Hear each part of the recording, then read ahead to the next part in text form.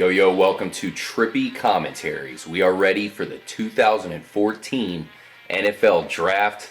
It's been a long time since the Super Bowl, and we're ready for some football. Heck yeah. Unfortunately, it is in the form of a draft, but hell, that's good enough. Anything to improve our teams and just get a grasp on every other team, see what they are doing here in the draft, what they're thinking, and of course, get into who we think all of these teams will draft in this upcoming draft, which is only about a week away. Yeah. I'm RJ. I'm here with Kyle. Appreciate everyone listening to another episode from Trippy Comms. Appreciate everybody being here. What do you think here? I mean, because the past couple of drafts, I felt like we've been able to kind of determine right off the bat who's going to go where. It's kind of already predetermined. I feel this year, anything can happen. There could be some trades up into the top. That first pick could not, Houston could trade that pick off. What do you think is going to happen here early that a lot of people aren't talking about yet? Man, I definitely think there's going to be an early trade, and we'll get to that here soon with the first pick overall. Okay. But like you said, man, you were exactly right. This is one of the craziest drafts. There's a lot of guys that can go anywhere from the top 10 to the bottom, depending on team needs here. And there's going to be a lot of situations where guys just fall right in teams' laps because there's so many good players. And I think this year it could be the first time ever we could see a potential first-round pick completely fall out of the first round. Oh yeah, we'll mention them later. Let's get this started. Who we got on the clock? Well, of course, the number one pick overall is going to go to the Houston Texans. Or is it? I've come to the conclusion that I think they are going to trade with the Atlanta Falcons just because I don't think they really need or want that number one overall pick. If they can get anything to trade down and get any kind of extra picks to bolster that team, they're going to do it. I don't know what the Falcons are going to be able to offer, but I think they will have enough to get that number one pick. You know who they want. They want Jadeveon Clowney. Where they currently sit at number 6, that's not going to happen. They have to trade up. I think they'll somehow find a way to get it done and pick Jadeveon Clowney, number one overall. I'm hearing a lot of people say all of a sudden that they think Houston's going to pick Jadeveon Clowney, but I strongly feel that Khalil Mack would be a much better fit for the Houston Texans defensive system. So I don't know why they would pick Jadeveon Clowney. I know he's probably the best player talent-wise. I agree with that. But as far as that system, I would go with Mack. And at number one overall, why not trade down, gamble, see if he falls to you at what would be the number 6 pick if they did trade with the Falcons. Kyle, who is your number one overall pick? Well, I'm going with who I think the Texans should take, and they should take the number one player in the draft, who is Jadeveon Clowney. Mm-hmm. I mean, imagine having it going up against a team that has Clowney on one side and J.J. Watt on the other side. That is pretty much eliminating the passing game if these guys can constantly bring pressure and create havoc. It's a tough decision for them to make because I mean, do you want to give up that number one overall player who you feel is going to be the best player next year, to fill in a need on your team, or do you go after that guy? I mean, because let's get it straight here. Texans really don't need a defensive end. Exactly. If they're getting Clowney, it's because they want the number one player in the draft, and that's what everyone has pretty much came to the conclusion that he is the number one player in the draft.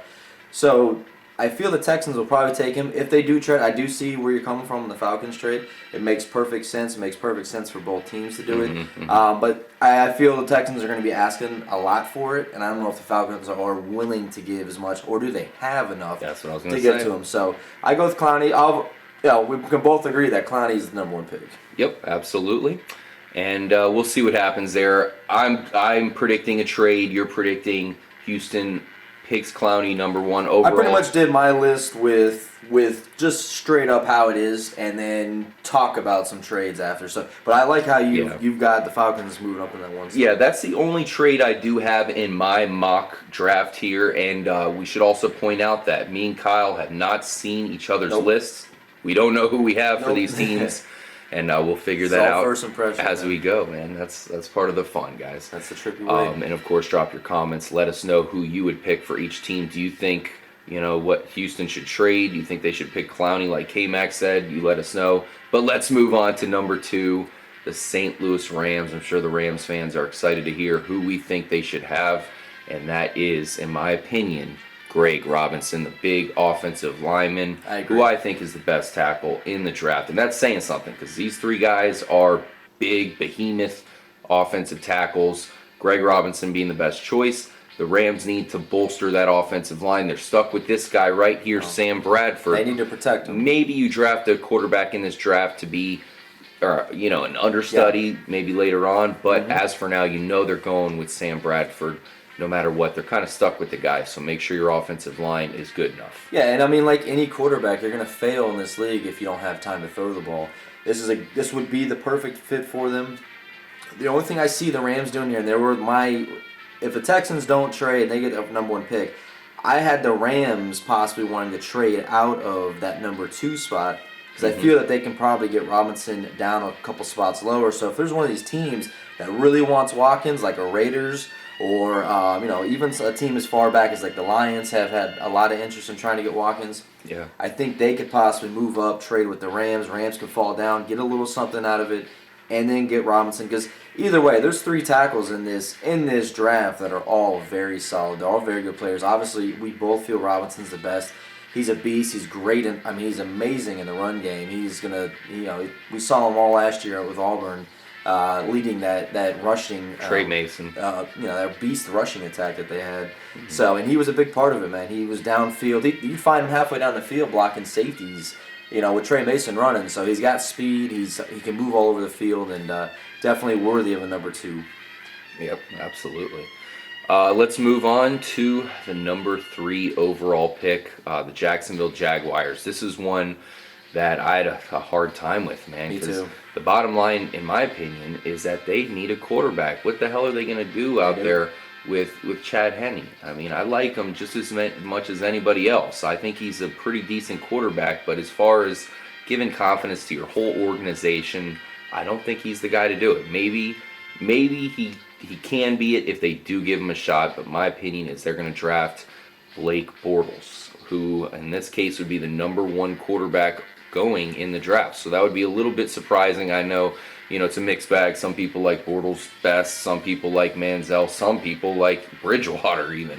And hell, I've heard people say they like this new Tom Savage character, coming out. So we'll see what happens there. I'm picking Blake Bortles just because I have a hunch that they want a quarterback of his stature there in Jacksonville.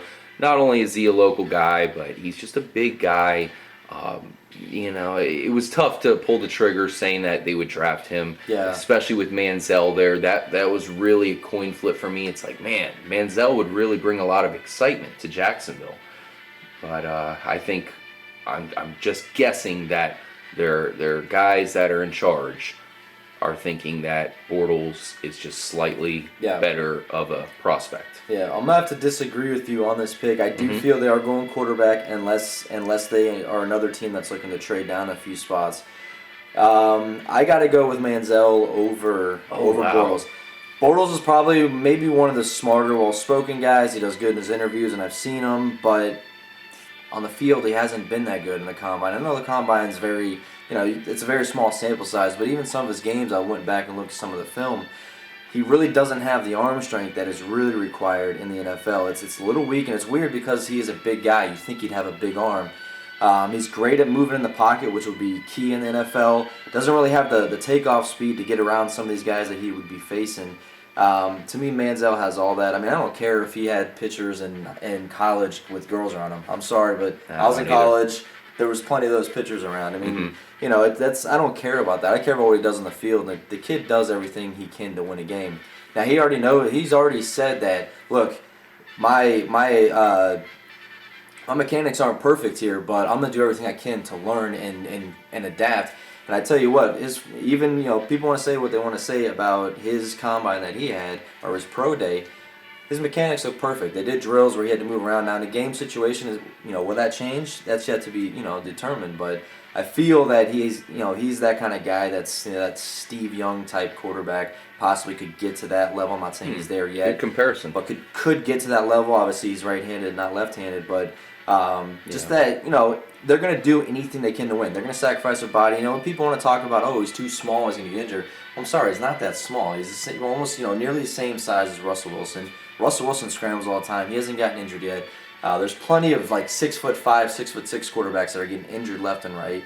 It's just it's injuries are going to happen. All the best quarterbacks have gone through their injuries. Yeah. It's going to happen to a quarterback. But I have to go with Manziel over Bortles just because of those couple of reasons there. Wow, very interesting. I was thinking about it. I couldn't pull the trigger. I was thinking about putting him in Jacksonville, but the more I thought about it, I was like, you know what? I think they're going to go Bortles. But just to kind of keep the conversation of Johnny Manziel going, I think with him available, the Cleveland Browns are going to pull the trigger and bring him to Cleveland. Yeah. And that would be a really nice fit for me. Of course, Josh Gordon there, Jordan Cameron, a really good young tight end, and a decent offensive line here with Joe Thomas and company. I think that it would make a lot of sense if Manziel falls to number 4. I know that would be probably lucky for Cleveland. And even though I haven't heard a lot of people putting Manziel in Cleveland, that doesn't make a ton of sense to me. I think that would just be an amazing matchup there. I mean, Johnny Football going to Cleveland, an old school town. Yeah. I mean, there might not be a lot of hot chicks in Cleveland compared to some of these other places, so maybe Johnny wouldn't be as happy as other people, but that's who I'm going with. Who do you have going to Cleveland? Well, see, I agree with if Manziel is available, Browns are definitely going to snatch him up because, I mean, you do have Hoyer there, but there's some question marks. Makes too much sense. Manziel, bring him in, all the weapons, you've mentioned it, it's exactly what I can do. Manziel's gone, they got to take the number 2 best player in this draft, and that is Sammy Watkins. And I know they're going to do it. They're going to want to have that Sammy Watkins, Josh Gordon combination with Jordan Cameron over the middle. That's going to be nearly impossible to stop. I don't care who's your quarterback. Just get a guy who's somewhat accurate, and your team is going to be successful. Though at least their offense are going to be successful. The defense is already pretty good as it is, so I could see him going maybe defensive back, but they'd have to trade down for that. At this spot here, they got to go Watkins or Manziel if he's available to them. Yep, and moving on to Oakland, I think they are going to go Sammy Watkins, and I'm a Buccaneers fan, so I would love to see Watkins fall to number 7 and the Bucs. So I'm going to be watching pretty closely at this point, seeing if he could possibly fall, but this is where that is going to come to an end. I think Oakland's going to come in here and snatch Sammy Watkins. I should mention that if Manziel is available, I think they definitely grab him. I think Manziel would fit like a glove in Oakland. Yeah. But in this case, he's not there. I say they go with Sammy Watkins. We've heard a lot of good about Watkins. I mean, some people compare him to a running back who is a wide receiver. I mean, he's just a great guy after the catch. Whoever gets him is just landing gold, basically. This guy is an instant stud, and Oakland needs a number 1 wide receiver, and they would have it if they managed to get Sammy Watkins. Yeah. If for some reason Watkins falls to them, and I just don't see it, unfortunately, but if he does, obviously like I said, he's the number 2 player in this league, in this draft, maybe number 1. I could see him having more success next year. I've heard that. Does. So I mean, impact players like that, they really don't fall far. But if he does, I do see him going to the Raiders. My pick here, which I think is going to be a good fit, Blake Bortles going to Oakland Raiders. They need that starting quarterback, that guy they can build their offense around because they're losing identity right now on offense. It's like, all right, what's going on here? You bring in Blake Bortles, he's a smart guy. You start running offenses that are designed for him. A lot of play action. Get that running game going. Get McFadden out there running. And I think Bortles fits in good here. They get away with a good quarterback. Yeah, that would be a pretty good pick. I have him going to Jacksonville, but I don't feel 100% behind that.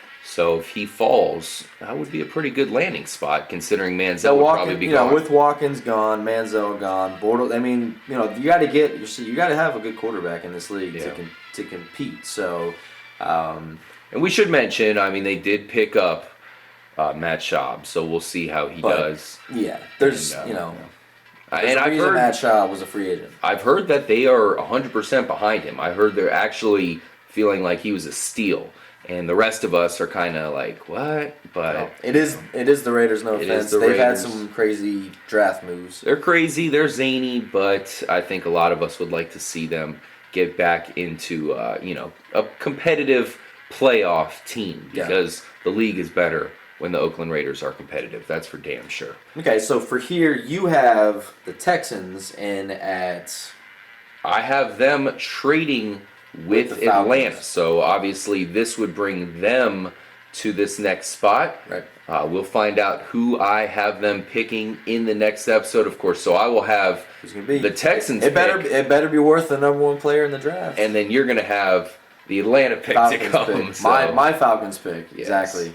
So make sure to stay tuned, guys. Thank you for joining us. If you're new to the channel, please subscribe, and we'll bring you excellent football coverage all season long, especially if you guys are fans of possibly the Buccaneers, possibly the Giants, the 49ers, any team. We love them all, and we'll get really into it.